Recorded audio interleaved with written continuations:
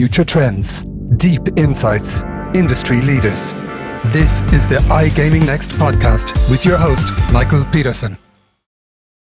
This podcast is brought to you by Pragmatic Solutions, the leading iGaming PAM platform with a modular approach, including many benefits like a fast, secure, and scalable API-based platform, integrated with all major third-party products and services. Make sure you head over to Pragmatic Solutions and join our smart thinking.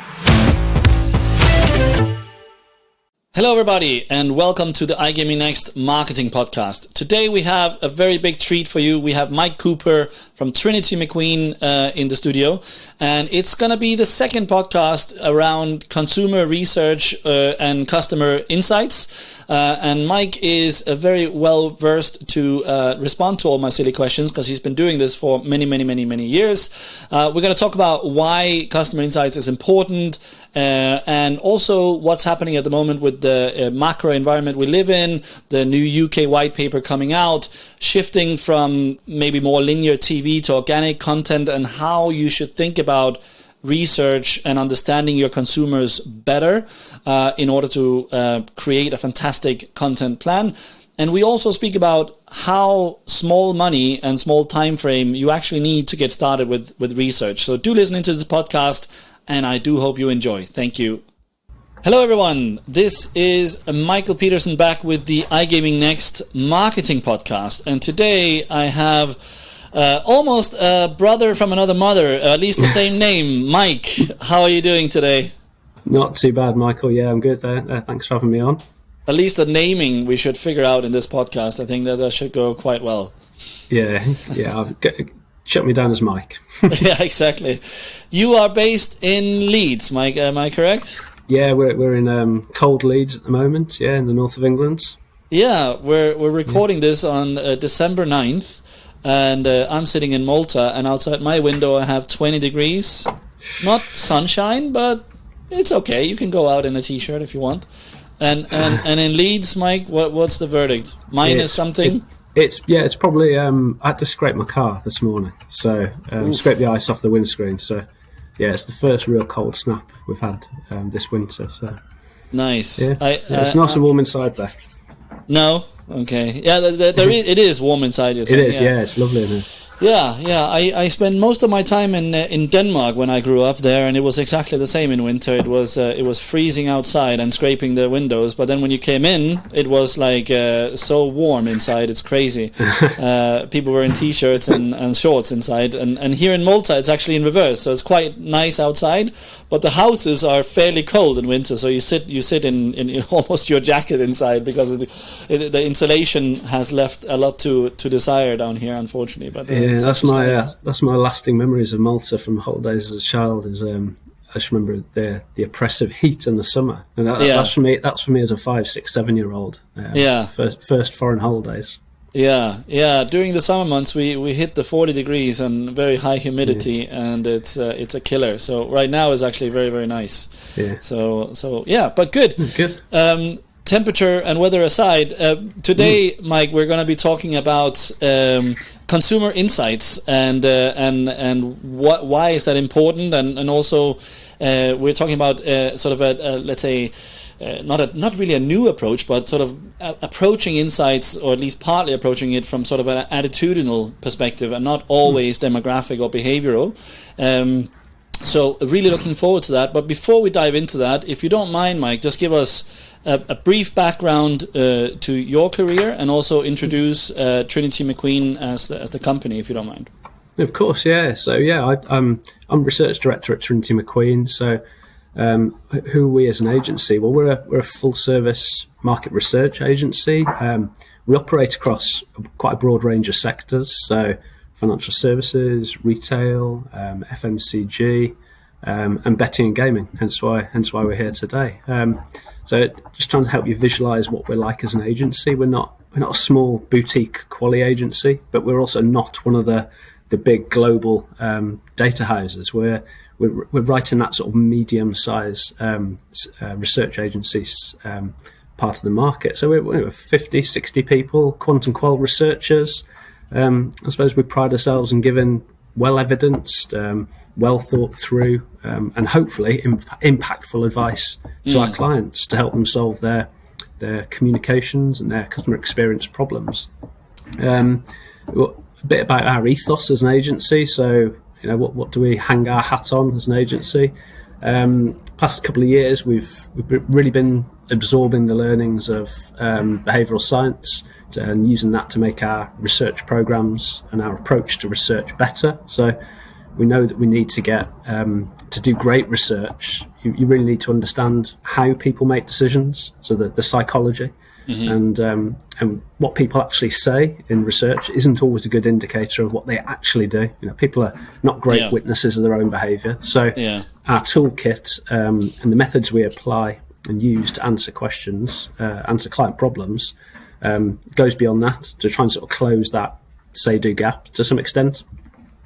So over my time, been with Trinity McQueen 17 years now, and I head up the betting and gaming sector within the agency.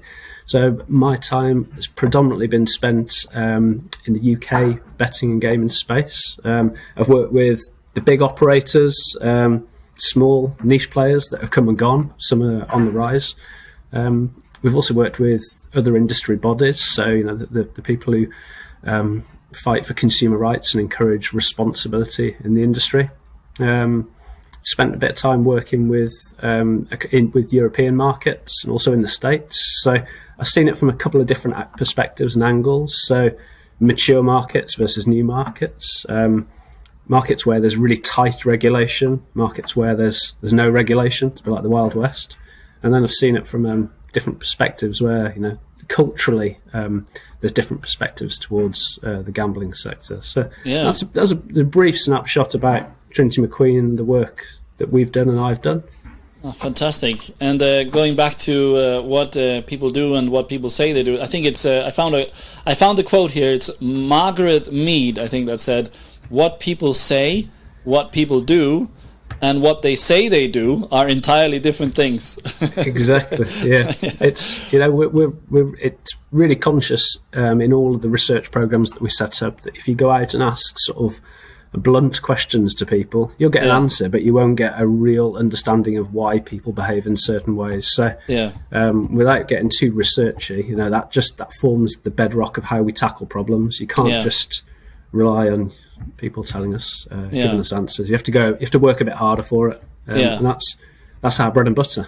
Yeah, exactly. So we're not very trustworthy as individuals, or maybe we're not able to communicate, or what we communicate and what we actually do are completely different things. Yeah, exactly, especially in the betting and gaming world, where a lot of behaviour is I'll refrain from using the word habitual here, because habits is probably a bad word to use in a betting podcast. It's quite routine, so people don't always consciously know what the triggers are for their betting behaviour. So it's upon us when we're researching this to get close to that moment, so we can observe why people are doing it, to understand the context, understand the triggers, which gives us a much richer picture, a much more accurate picture of why people are doing certain things. Yeah, no, absolutely.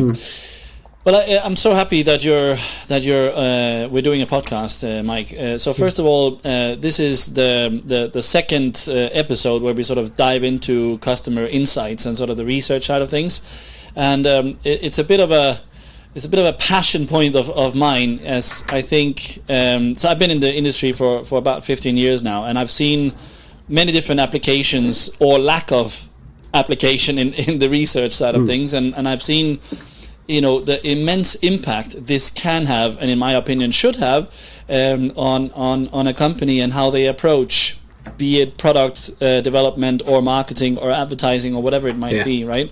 So I'm a big proponent myself, but at the same time there is let's call it a reality check on our industry, which is that I think it's a handful of larger operators, at least to my knowledge, that are sort of actively engaging in research and have a program up and running, or is even doing the ad hoc one-off stuff here and there when they need it. When I ask around, it's typically, the pushback is takes too long, this is too expensive, we don't have the time, we're a startup, we're a small company, whatever it might be, or it's just a lack of sort of, maybe they have not been in a company that has had an active program, and therefore they haven't really seen sort of the shining light that they could tap into, so to speak. So it's a bit of a passion point for me. Super happy to have you here, and with that, I also want to start off with the basics a little bit. So how do you, Mike, define sort of customer insights or consumer insights? What is the definition of that? And maybe also if you can talk to why is this important? Yeah, well, that's a really broad question. But I'll try and tackle it. We can chop it into two. Exactly. I'll try and tackle it, break it down into chunks. So maybe I'll tackle it from the viewpoint of how the different applications of research can help play a part or play a role within operators, whichever sort of stage of your business's development or the growth of your brand. And it sort of works quite neatly into maybe 4 different chronological stages. So the first sort of foray into research a brand or an operator might take when trying to do customer research or customer insight is to go back to basics and really understand who the target customer is. So who is the target? Who is the market? What are their needs? What are their what do they do? What do they look like? What is their behaviour? The size and the shape of the market? And customer insight can play a real vital role there in not only trying to understand what the lay of the landscape or the market looks like. You can actually start to segment the market, profile the market, and then work out where the biggest opportunities for you are as a business. So this is almost like really going back to basics and saying, what does the market look like, and who am I trying to target? So that's that first application of research. So getting that baseline understanding of the marketplace itself that you're operating into. Which is especially important for established operators, because they need to know that the market is always changing. It's a dynamic marketplace, right? It doesn't stay static for very long. And especially if you're trying to enter a new market, so you may have great expertise in your certain product vertical in, say, Europe, but when you're trying to push that into the States, where the maturity of that market is totally different, you've got to some extent take a couple of steps back or a couple of steps up and say, fundamentally, what is the lay of the landscape here? And if you look across the work that you guys do, like sort of understanding your home market better versus helping clients, let's say, map out a number of markets that they are considering entering. How is the workload split for you guys? As in, do you work a lot with market entry as well, or is it predominantly, let's call it, in market that you do? It's probably a mix of both, to be honest, Michael.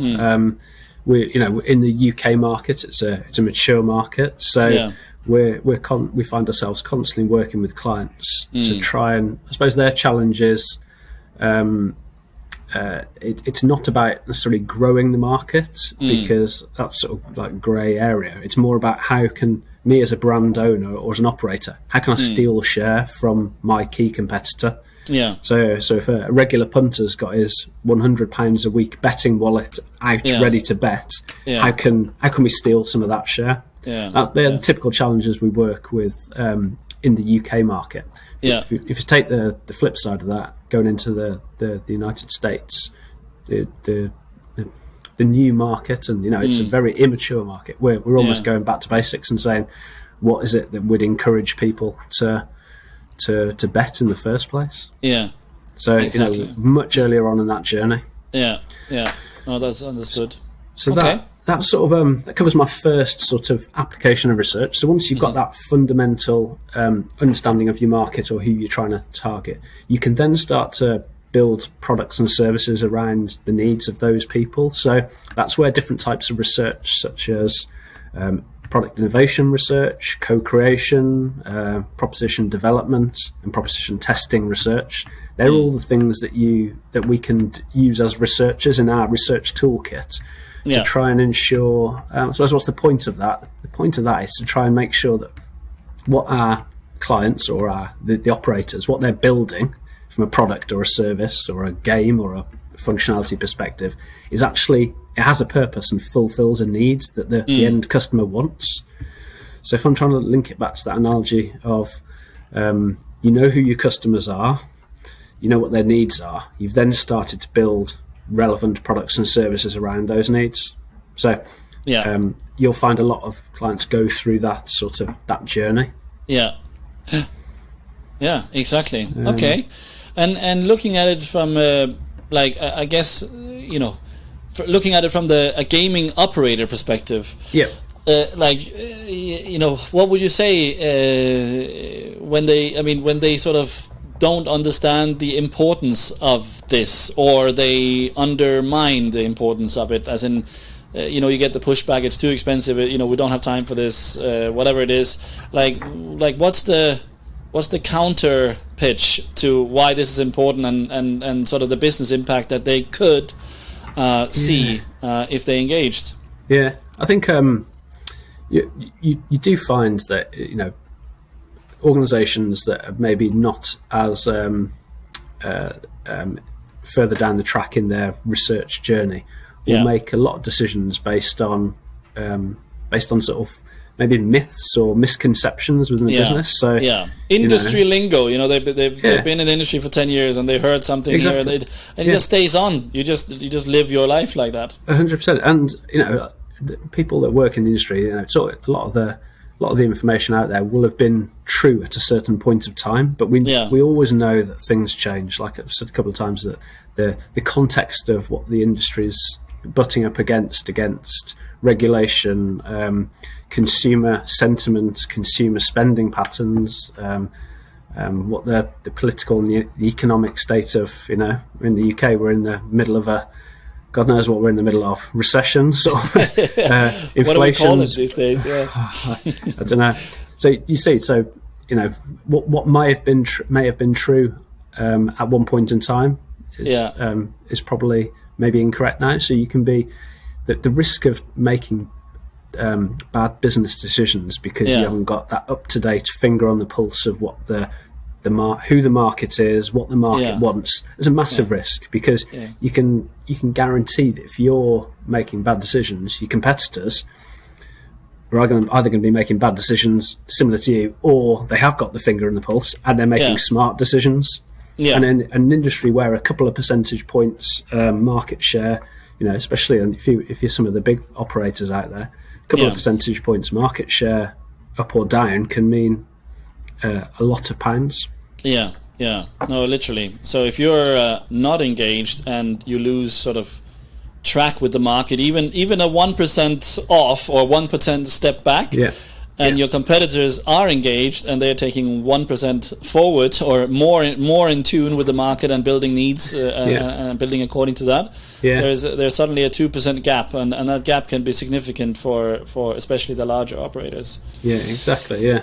That just probably leads me on to my other my third and fourth sort of area applications of research. So you know your customer, you've built good products and services. You've then got to think about how you market yourself or how you sell those products and services. So what do you say about your brand to the market? What do you want to stand for? And how do you advertise what you're doing to try and sell what you've invested time in building? So that's where brand strategy research and brand tracking, ad development, ad optimization, that they're all sort of more, research tools that we can use to make sure what our clients are spending time building is top of mind for customers. There's no point having great products if you're not if you've got a weak brand and you're not selling them in the right way. So again, research can play a real clear key role in making sure you're mentally available. Yeah, exactly. I think also the with the risk of offending certain listeners to this podcast, but with the industry we're in, right, and especially having spent most of my time on the casino side of the industry, right, I mean, to a large extent, it is a commodity nowadays, right? In the eyes of a normal consumer that comes in, Mr. and Mrs. Jones comes in, whatever, twice, 3 times a month and spends their 20 quid or whatever the sort of the average, consumer looks like. As in, whether they choose site A, B, or C, from a product point of view, it is probably quite difficult to tell the difference as a consumer in terms of the game experience, at least, right? And then we can sit here in the industry and with the insider hat on and say, no, but there is, if you look at this small corner in the bottom right, whatever, there is a change here, and the game loads 0.05% faster than all these micro innovations. But in the eye of the consumer, I would question if that gets noticed and if that's a decision point for them. So anyway, so we're working with a large extent commodity product in my view. So I think the brand piece is such an important piece to get right, because how are you going to differentiate if especially as a casino brand, if your product is, let's call it 90% the same as your neighbor? Yeah, so exactly. So the brand piece is that talk a little bit more about that and sort of like how can I say, how important it is, how many brands are understanding that, or am I wrong here and everyone is actually saying no, the product is differentiated and these kind of things? Or what's your view? No. I think that the brand differentiation point is really vital enough. I think if the operators that spend, I'm not talking about spending money, but invest time and effort in really making sure that their brand is not just mentally available to customers, but is it true to what they do? So there's got to be like a reason to believe, and it's got to match what the brand is fundamentally good at. But it's also got to be a compelling. It's got to talk in a way that's compelling to customers or to the market for them to think, actually, that is something that would be for me. So going back to basics, there's we do brand strategy work. So going down to say, well, what does a good brand or what does a strong brand look like? What are the must-haves that drive consideration of a brand in this market? If you can understand what those drives of brand choice are, you can start to build your brand strategy around that. Knowing that you're essentially pulling the levers that matter to customers. And again, what's the risk of not doing this? You go in a direction that your brand doesn't mean anything to a punter, and they, as you say, they open their phone and they go to the next app along.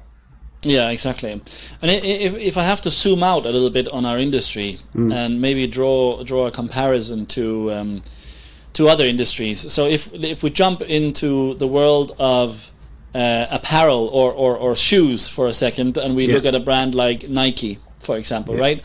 So here's an example. Probably my favorite brand on the planet, I would say, and they have, one is what the brand means to me. But a whole other thing is the respect I have for the brand teams that and sort of the whole philosophy that has worked there for years and what they have managed to achieve, right? I mean, at the end of the day, it is most of the time rubber shoe produced somewhere that could be produced by anyone to the same quality, most likely sold at a much lower price. But the swoosh and the name Nike has so much power and sends so many signals and emotions, and it's created this universe that you just sort of, I mean, if you're a Nike person, it sort of pulls you in and you want to be part of that sort of world. So tell me, you've probably read the book. What's the is it Shoe Dog? Is that what it's called? Yeah. Phil Knight, Shoe Dog. Phil Knight. Yeah. You're invested in the backstory of the brand. You're invested in them. So without even seeing an ad selling the latest Air Jordan 23 or whatever the latest one is, you're invested in that brand. I am. I want to buy everything they put out just because I have admiration. I have respect. And also from a marketeer's perspective, I really have. I'm fascinated by how they have played the game for many years now and come out on top.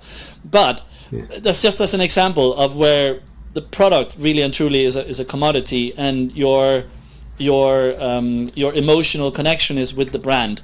And if we then jump back into the iGaming industry and we look across online casino or sports betting or poker or whatever it might be, do you see any companies or brands that has achieved the same thing or is on the way to achieving the same thing? Or maybe the question is more like, is it even possible to achieve the same thing in the iGaming sort of universe where that there is such a strong emotional connection?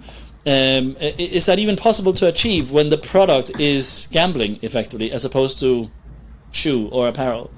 Yeah, it's a good question to pose, and I suppose if you sort of flip it around and think that there's different groups of people with different needs and motivations. So in the UK betting sort of space, you'll have very and maybe if it's the right terminology to use here, but very sort of cutthroat gamblers that want to maximise their profit and they want to beat the bookie.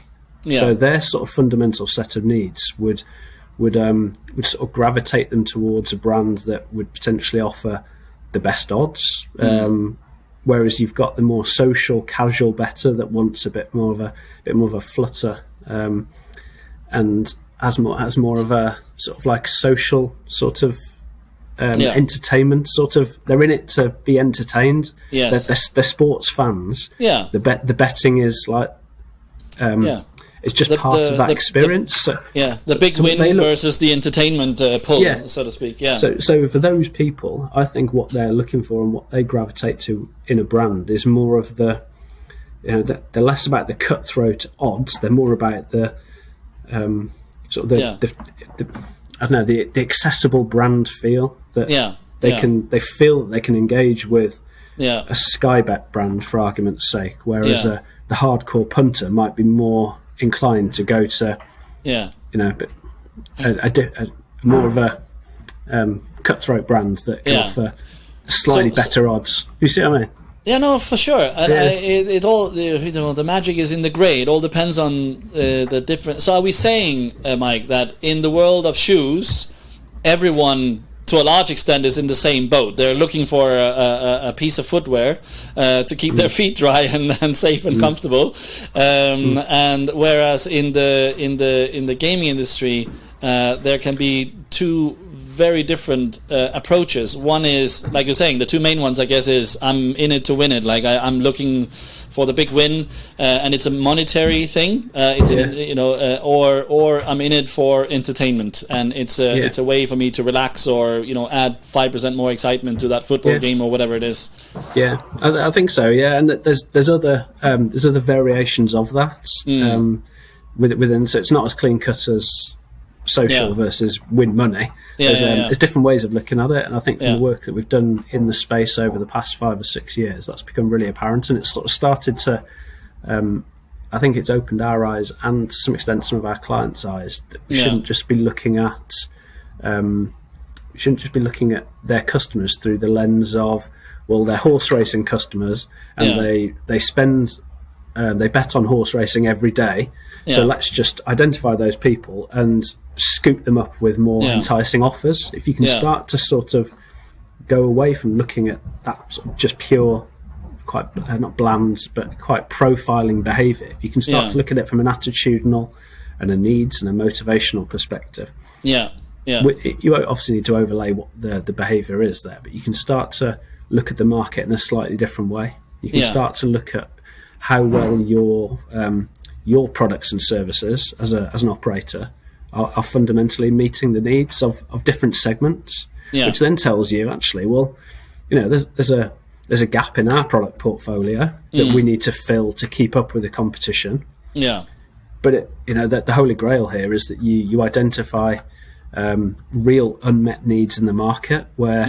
you're not fulfilling a need, none of the competitors are, and that's where you get real differentiation. Yeah, you can double down on that, and find your angle, your USP. No, very good. And had you not done that research, you would have most likely guessed wrongly, or have no clue what that angle is. Right? You'd be doing it on a hunch, or you'd be doing it based on misinformation, or you'd be doing it on something that was way out of date. So yeah, exactly. Okay. All right. So if I should look inside of gaming and put some brands on it here, I appreciate that maybe there's some conflict of interest, Mike, and from your side, so I'm not going to put you in an uncomfortable spot. But brands that I think have probably achieved the closest to Nike in iGaming, or at least sort of having that sort of emotional connection for me. At least over here in let's call it non-US. US is still to be seen, I would say, for me at least. So I would split it between. So in sports, I think for me, probably Paddy Power takes the prize, and in all fairness, it leads back to the mischief first mover advantage, and how they manage to separate themselves from the crowd by that approach, and being sort of borderline, definitely provocative and borderline sort of offensive, if you will, but always with a glimpse in the eye and a smile, and sort of trying to do that. And I think they roughly know where the line is. I think they're very good at finding that line, and they butt up against it quite a bit. They're very close to it. They're very close to it, and but I think that's where the magic is. Like, it's sort of finding that line, pushing the boundary, but not over pushing it. So in my view, as a sports bettor, I think Paddy Power is probably the one that has the most emotional connection, if that makes sense, and it boils down to the way they communicate, the mischief angle. And I think also they have managed really well to follow it up over the years in terms of the content side of things. Like, they're very, very good on social and sort of, what do you call it, sort of translating that strategy into everything that they do, all their touch points. It's become a stamp. Like, mischief is like the stamp of Paddy Power, and I resonate with that. That speaks to me. So that's in sports betting. And I am definitely biased because I used to work for PokerStars myself. But in the world of poker, I think PokerStars is another one that has really managed to be the Nike of poker, if you know what I mean, as in really strong emotional. I almost fell down the chair here. You're getting really excited there. Yeah, it's very exciting. Really the Nike of poker, if that makes sense, as in like a really strong emotional ties with their player base, and anyone in the world of poker will be aware of PokerStars and most likely have an account with PokerStars and have been part of that journey, right? So it's but outside of these brands, there's far in between finding these that gives me that sort of there is something more. Like 1 + 1 is 3, not 2. I really hope that that's my wish for the industry as we move into 23 and 24, that more brands dare to take that stance and be different and stand for something and really double down on it. Obviously led by based on research and consumer insights, but so you're not just taking a hunch, but it takes a lot of courage, I think, to do that, and to stay and very, very difficult to stay the course over a long period of time as well, I think, without getting stale. So kudos to them. I think like moving forward over time as well, I think that we'll probably see more of that in the way that the big operators, there's like this consolidation with William Hill and 888 sort of coming together. You've got William Hill that's got very established roots and a very clear sort of perception in the mind of the sports bettor. Whereas 888 have got a equally strong reputation and perception, but in a different space. So the coming together of these brands, I think, it's pretty exciting time to be a researcher, researching the dynamic of the market in a market that's changing with takeovers and mergers and acquisitions that's going on. Also with what's happening in the context of people's wallets. Yeah, we're going to touch on that. But before we go there, so I was speaking to your colleague from another company not so long ago. You know about that, and one of the topics we spoke about was also, which I think is relevant here, which is that so with the US opening up, there are a lot of non-gaming brands that are coming into the industry as well. So Fanatics being one example. Yeah. There's a rumored Disney ESPN sort of play coming into sports betting, etc., etc. But anyway, no matter who it is, let's say, I think it would be fair to say that outside of iGaming, if you look into the world of entertainment, video gaming, whatever, FMCG, whatever it is, I would say they're better at research than we are. I would make that statement. And they come in with all this knowledge and insights and understanding of the entertainment world, and then they apply iGaming on top of that. So with the US opening up and all these non-native gaming brands coming in that is learning native, that's really where we need to pull up our socks. As in, these guys knows everything there is to know in the entertainment space about the consumer, what they trigger, what they don't like, how to speak to them, how to communicate, and they have 20 years of history to draw on, and now they're angling all this information and knowledge into the gaming space. That surely should shake up some operators in this space to be like, holy cow, we need to call Mike. Exactly, yeah. And I think that it's a real valid point. And I think the example of the new brands entering in the States, it's like a bit of a sort of like a bit of the gold rush, isn't it?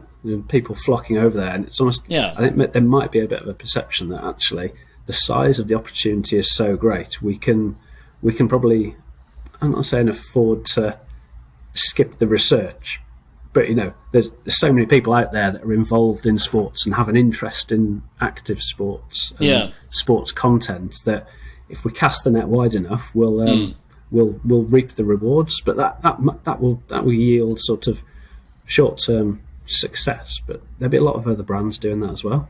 Yeah. So I'm not saying brands need to sort of slow down a bit, but with a bit more of a sort of thorough approach and looking at where the best opportunities are, it sort of real makes sense if you can do it in a structured way and sort of say, look, these are the type of people that we want to target. How do we reach them? Do we understand what their needs are? They'll be the brands that really success in cracking those type of markets. Yeah, no, I fully agree. All right, back to the plan a little bit. So let's speak about the current environment, and maybe for me this is a two-layer question. So layer number one is, again, zooming out big time, sort of the macro environment that we live in, the world we live in. So we're going through inflation, recession, war. I mean, you name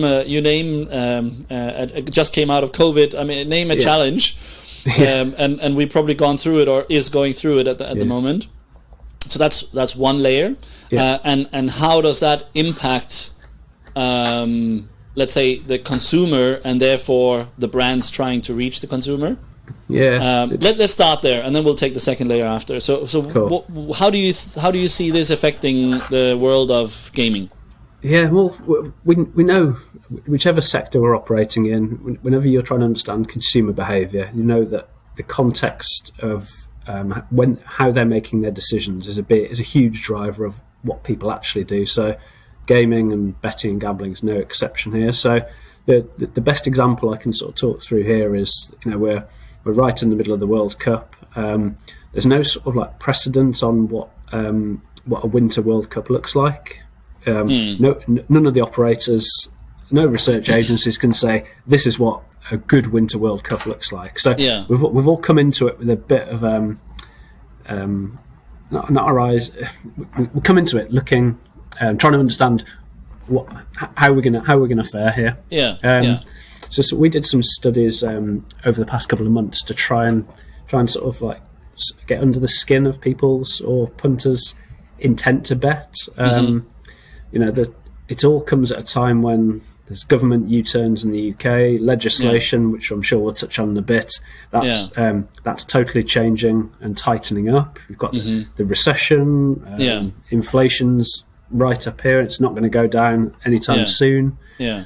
Which then is obviously driven by cost of living, energy crisis, the war, and it's Christmas as well. And I was going to say, people spend more money at Christmas. So you've got all these like factors in a big melting pot, and it's like where does betting fit into this for the mass market customer? So we've done some work. It's not client work; it's work we've done off our own back to try and get ourselves closer to this, to try and understand what is it going to look like, and what people what do they intend to do. So we know intended behaviour is very different to what people actually do. So I temper it with a bit of that. But the work that we've done has shown that people feel they're going to be quite resilient towards it. So yes, they're cutting the corners financially, and they're cutting the cloth accordingly on other things in their lives. They might find it harder to justify their betting spend over the Christmas and during the World Cup. They might have to justify it a bit harder to their significant other halves, whether husband or wife or whatever it would be. But they feel like they're not going to cut it out totally. If anything, it's other things might make way for them to continue with their betting behaviour. And I guess trying to understand why that is for the mass markets. And fundamentally, sports bettors are sports fans, and the betting just really dials up the enjoyment of sport. So the two just go hand in hand. So whereas some people outside of the sector spend their hard-earned money on playing golf or going to the cinema or going out for dinner, sports bettors almost like budget for their betting because that's their way of enjoyment and entertainment. So I felt quite positive on behalf of the industry that the research that we did showed that people would, that they might question themselves a little bit more, but they're still going to continue betting during the World Cup. So I guess the proof will actually be what happens, as the stats emerge over the course of the World Cup as we go towards the Christmas period, which brands have actually have done well. And what was the target audience? Who were you speaking to on this? Is it casual players, or is it more heavy regular users, or? No, so it was quite a broad definition of people currently in the market. So this wasn't about like trying to grow the market. It was the definition we used was so monthly online sports bettors. So anyone who's betting online on sport at least once a month. At least once a month, yeah. At least once a month. So that goes through from quite casual bettors to quite established bettors. It's a wide one. So that's really interesting. So what we're saying basically, or what your study found effectively, is that they will afford the Christmas presents, and they will also find a way to budget and afford their punt on the World Cup effectively.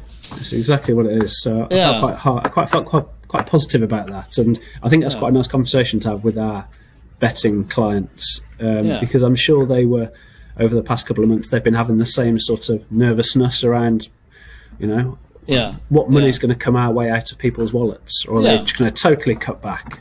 Yeah, normally World Cup would sit during the summer months, right? And then you would have, so that would be, if you're a sports betting operator, would typically be a peak season, if you will, or a peak period of time.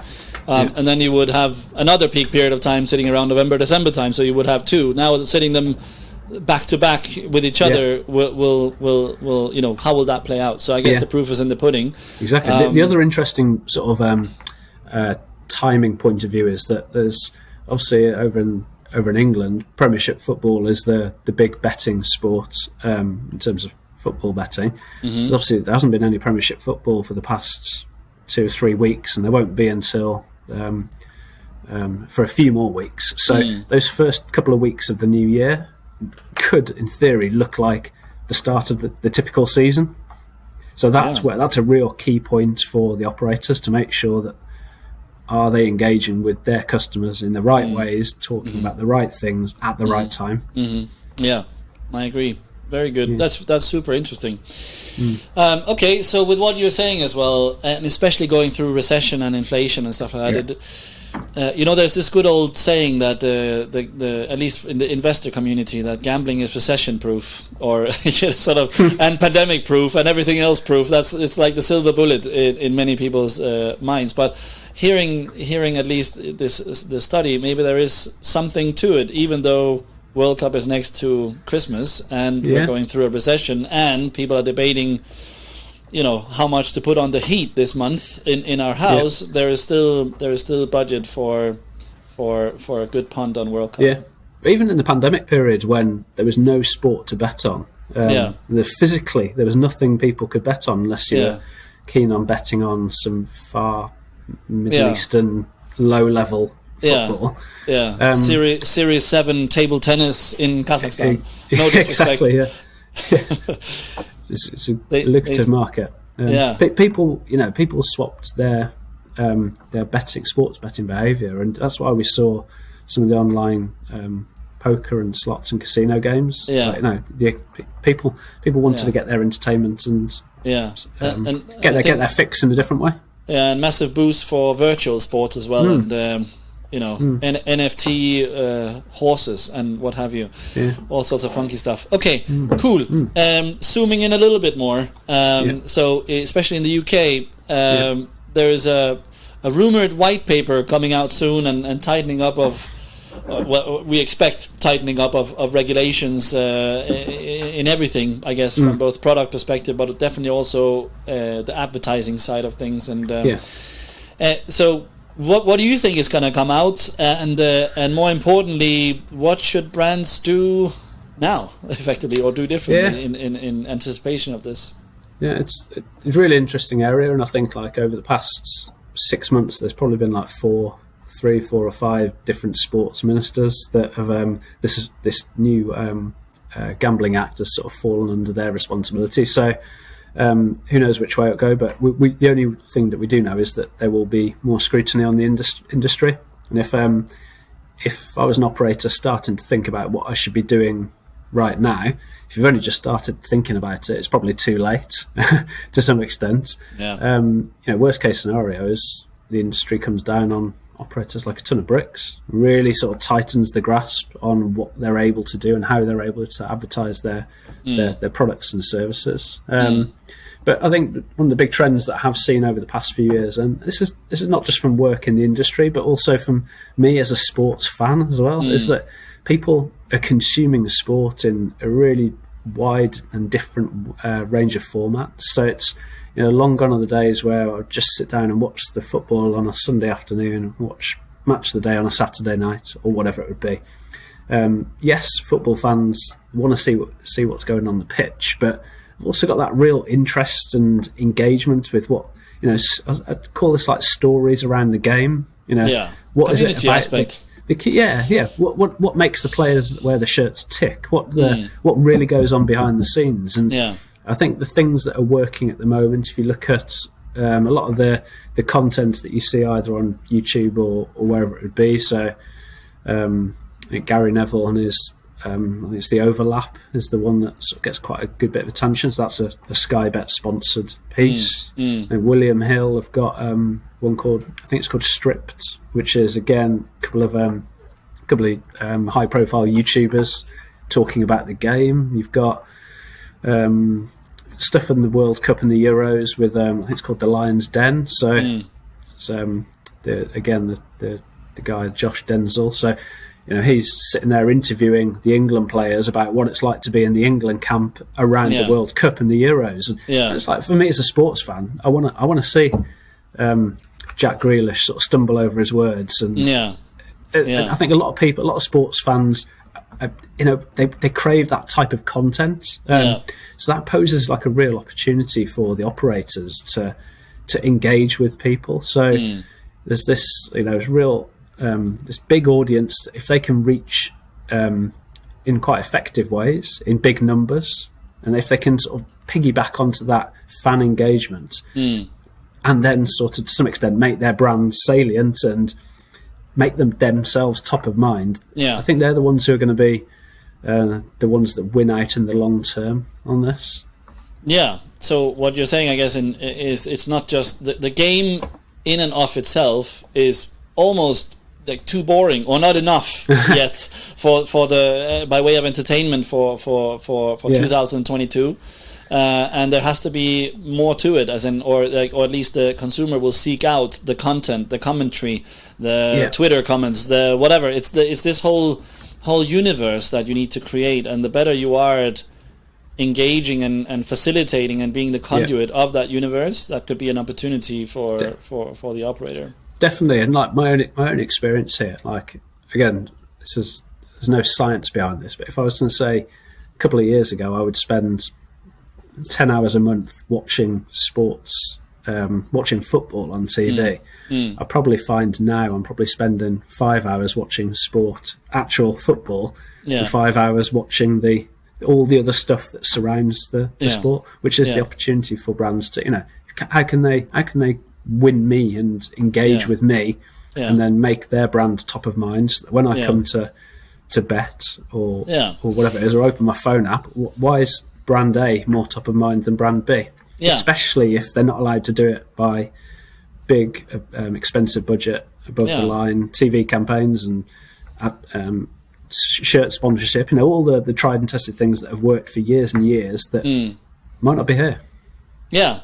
And so again, if I look out at the various operators, again, one stands out that at least is first and to me and is doubling down on this strategy, which is FanDuel in the US. So they are, they now have FanDuel TV and they have FanDuel Plus, where and they are bringing in quite heavy hitters to host these shows and picking them up from the other big sports stations or programs, but completely dedicated to FanDuel, obviously, and obviously they can then, by having a full-on broadcast facility, then obviously marry that up with the odds that they offer and the features of the promotions and et cetera. So, but quite a heavy investment to make at the same time as well, right? So, but it's fascinating. The opportunity for them is huge, isn't it? In the way the size of that. And if they can guarantee that if they're not doing that and investing in that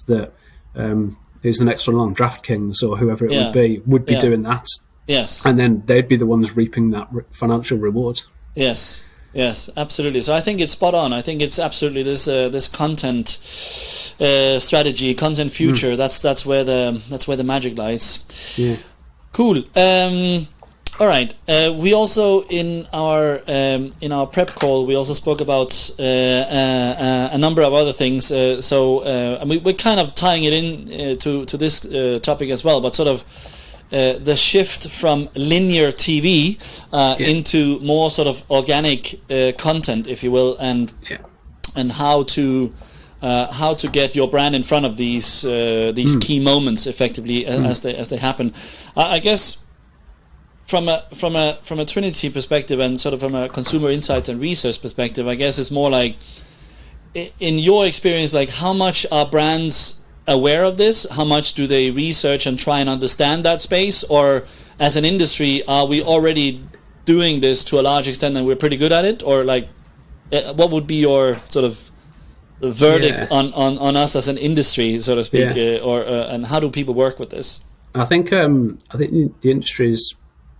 From our perspective, working predominantly with some of the big operators in the UK, I think the industry is pretty good at understanding, evaluating and informing and making sure that their above the line content talks in the right language, is sort of reaching the right people in the right channels and generally saying the right thing. But I think I say new channel in the loosest sense because it's not new, but it's in the grand scheme of things it is fairly new. I don't think the industry does enough to sort of measure the impact of it or make sure the content is engaging people enough. Okay, you can look at the number of subscribers on YouTube and number of comments and all that, but how do you sort of really make sure that what you're putting out there is sort of in line with what people want to see and what people want to hear? So again, it's something that we want to work with the operators to try and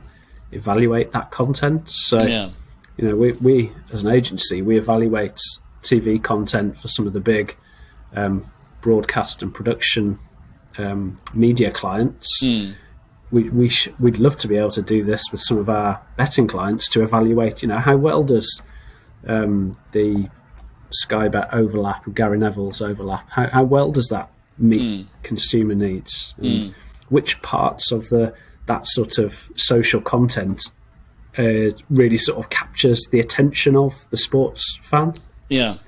So I think the industry can do more. We should be doing more to try and work out what the best type of content is, so that they can ensure that what they push out is really having an impact on people. Yeah, and I guess also just the fact that I guess especially larger operators, but in general the mindset of research is not only one year out or 6 months out or 3 months out, and sort of like what should we be doing in big large strokes. If it's a big investment or a big campaign or whatever it is, you can also go into market and have a quick and dirty test, of what you have produced before the production is completely finished. Yeah. See if it resonates, shall we change, etc., etc. And then I guess what you're alluding to is also after the fact, after the campaign has run, after World Cup is over, or after week 1 of World Cup is over, you can go into the market and say, okay, did that content resonate with you? Did you take different actions because of A, B, and C? And then tweak in real time, or at least have that sort of post-mortem learnings coming in as well. Yeah. So I guess I don't know if there's a question here, but sort of as in more like as in not to think of it in black and white. Are we doing research or not? But there are many different layers of and timings of that piece. Yeah. Well, it probably goes. A nice example of this is, or a non-example, is that we don't see many briefs saying what should our sort of online YouTube content, what does it need to deliver? What does good content look like? Is it funny? Is it stuff that's informative? Is it behind the scenes? Is it new news? Yeah. Whereas we do get briefs and we do have client conversations around, what should our headline message on our new TV ad be, or what should the imagery be on our press ads? Yes. See what I mean? Yeah. Exactly. Whereas we are having those conversations around what does great content look like with our sort of media clients. Yeah. So in a different sector. So maybe that's where maybe that's where the betting and gaming sector can to look to say, well, how are they doing it elsewhere? Yeah. No, exactly. And so again, following on this train of the content piece and the stuff happening around the game or the poker game or the casino game or whatever it might be, the meta stuff. We also spoke about sort of, the way you approach research. You can either say sort of demographically, age group, this income, whatever. Yeah. You can also say behavioral, give me all the players that spend, or I want to target everyone who spend £50 a week on X. Yeah. And then there is also the attitudinal sort of style of doing things, like why are you doing things, what are your needs, what are your behaviors, and sort of work backwards from that. And especially the latter, we spoke about in our prep call, is something that you see more operators doing, and if I understood you correctly, sort of Trinity is quite an advocate of that attitudinal approach. Could you talk a little bit more to that? And I guess we linked also that to the fact that we are moving more into a content-led marketing plan, or organic content, or semi-organic, whatever you want to call it. Yeah. And therefore, understanding that attitudinal world is more important than ever, maybe. Yeah, I think I sort of touched on that some of the earlier conversations that we've had anyway. So, but just to bring a couple of other points to life here, that if you just have quite a blinkered view and look at my example of let's say daily horse racing bettors, if you know who they are, and you try and sort of target them and approach them with better offers or more promotions, you're going to scoop a lot of them up, but you're probably not maximising the your marketing or your research efforts. So if you flip that around and look at what the needs of the market are and chunk it up that way, that's where you can start to find out where the real gaps are in terms of, if you can understand and empathise with how customers or punters engage with sport, engage with football? What are their motivations towards betting? Is it to test their own knowledge and demonstrate to themselves, I'm better than my mate at betting? Or is it that they're quite solo and they want to beat the bookie? That I'm trying to get to trying to allude to a number of different segments. If you can get a real grasp of that and find out where these people are, what media these guys are consuming, what are the things that would encourage them to bet, to use your brand over another. What are the things that are important to them? I feel like you can get a much richer picture of where you should be focusing your efforts as a brand. So if you do it that way, I feel like you'll get better rewards for it longer term.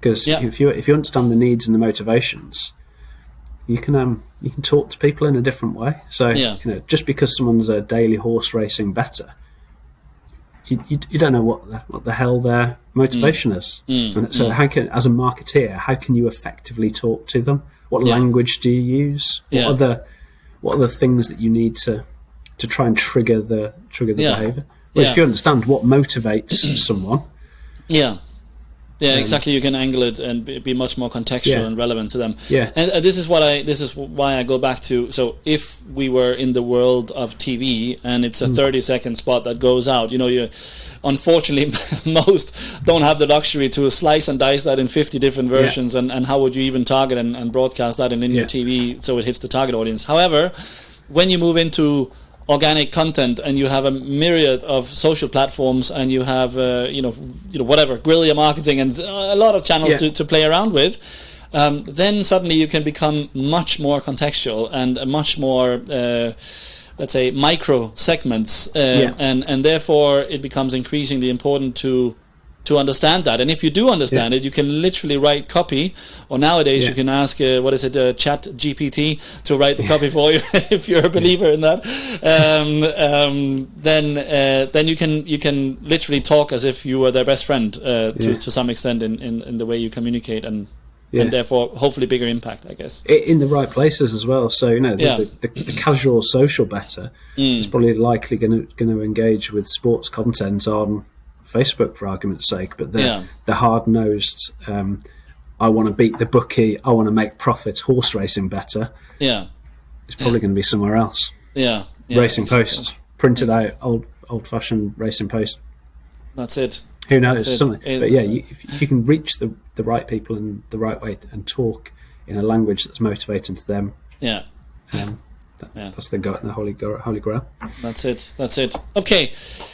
Mike, time is flying. We passed 1 hour. I have one last point left for us, which is, like I said, I think there are many out there in our industry that would like to get engaged, but are a bit sort of scared to take the step. It's too difficult. It's too expensive. It takes too long. Whatever. So I would like to try and paint the picture a little bit, especially around sort of the first step that operators or suppliers or affiliates or whoever they are could make to get started and get a foot through the door. So at Trinity McQueen or sort of your experience, like what is the smallest project that you guys work with, and can you perhaps give a concrete example of what you can get for, I don't know, 10k or 20k or 50k or whatever the amount is? I think it's I'll tackle that in 2 seconds. I think it's worth pointing out that for an organisation that hasn't been on a research journey, it's none of them go from spending zero to being a big high investment research commissioning sort of client overnight. And I think the key thing to that journey is finding a partner that sort of understands what the challenge is, an agency that's sort of tackled the same problem for other similar clients, one that can guide you, again, one that can minimise risk. So I'd always be sceptical of an agency that comes into a new, to try and sell 100 grand's worth of research to a client that's never done anything. It's too big a risk. It's too big a step. And again, that's going to come up against a lot of barriers. So I think to sort of minimise risk, get stakeholder buy-in, and demonstrate value, it's probably best to almost like start small. So which plays nicely into your example of, what can you get for a certain amount. So at its most sort of basic level, entry sort of research, the things that I see that work and can like really give a lot of bang for buck. Let's just take an example of doing a short dip into the market. So 500 UK online sports bettors. If you've got no research or knowledge of that market at this point in time, it'd be a great starting point to sort of go in and say, what are the sort of the key KPIs around our brand? So awareness, consideration, usage. You sort of start to scratch the surface of what the audience or the market thinks of your brand. Whether you're an established brand or a new brand, gives you a bit of a macro view of what the market might look like. Give you a view of where you sit in the market. Again, that's not particularly.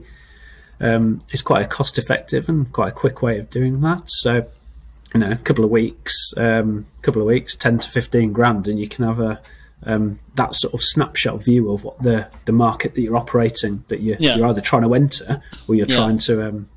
You've already entered, but you're trying to get a foothold. Yeah. So you can start starting quite small. So it's relatively low risk, and I think some of the best programs and some of the strongest programs that we've delivered start small, gain critical mass, sort of show their value over time. So if you can get a foot in the door and do something quite small that you're not trying to fundamentally inform what their strategy for the next 5 years is. You're just trying to, if you really anchor the objectives around something quite simple, but will give you a lot of insight into where you sit in the market. That's it.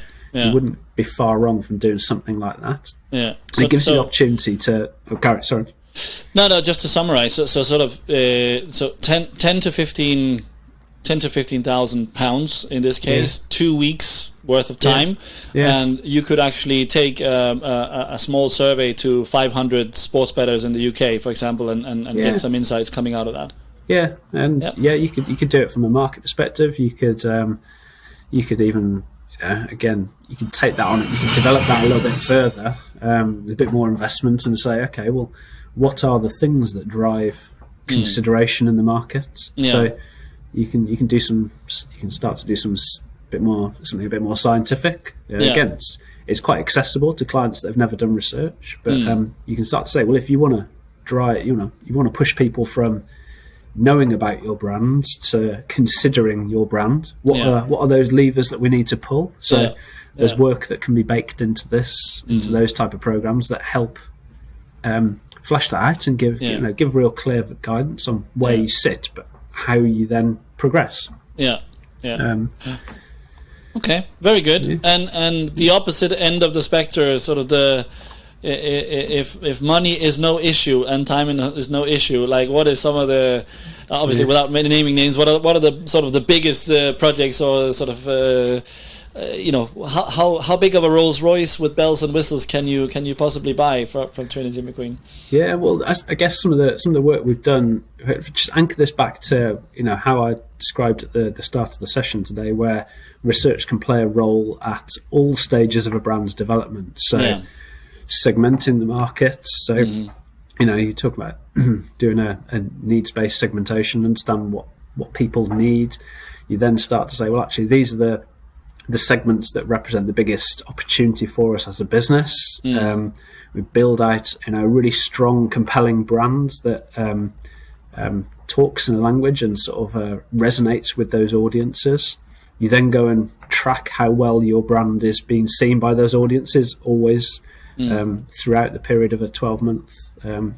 If that's what your media strategy is, if you've got an always-on strategy, have an always-on brand tracker that sort of says, finger on the pulse is the thing that I always come back to with this. It's like, if you haven't got your finger on the pulse, your competitors will, and no doubt they'll understand how to steal your customers. So to some extent, this is future focused. To some extent, it's you've got to protect what you've worked hard for. Ad tracking, ad testing. So again, not just about how well your brand is seen, but how well are your communications reaching people? What impact are they having?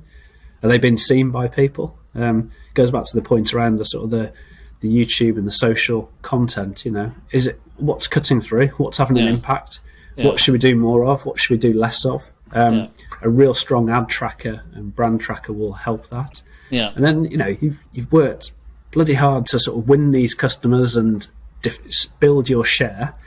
But how do you make sure the experience that they're getting is keeping them, is keeping the customers, and not encourage it?